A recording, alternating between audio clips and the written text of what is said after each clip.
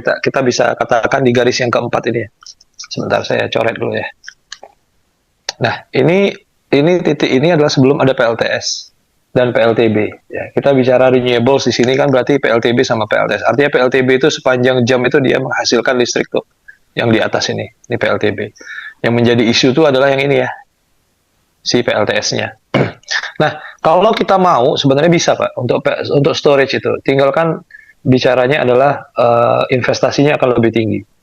Jadi kalau seandainya kita mewajibkan semua PV, kita nggak usah bicara, kita asumsikan si rooftop PV itu nggak usah ikutan dulu dalam sini ya, kita abaikan dulu. Kita bicara PV farm aja ya, yang besar-besar gitu ya.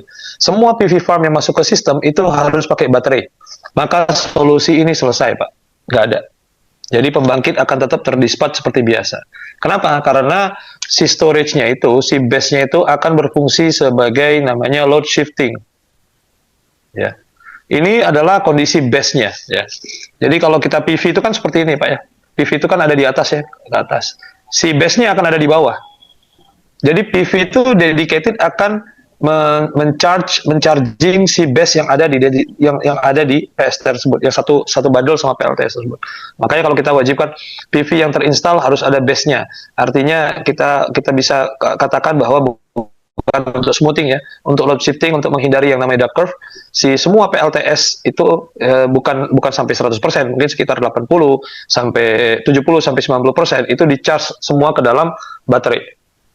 Posisi charge-nya ada di sini. Itu akan diisi ketika PV-nya naik. Jadi ketika PV naik, dia mencas baterai.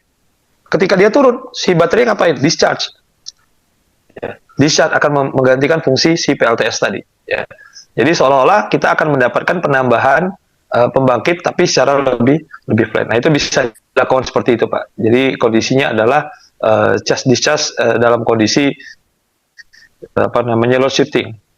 Itu bisa saja. Tapi investasinya tinggi Pak. Nah, investasi yang tinggi itulah ya kadang ya kalau kita bicara ini kan Amerika ya, saya bicara dengan teman-teman California ISO, dia menggunakan RAS itu pakai SCADA. Saya tanyakan kenapa pakai SCADA gitu.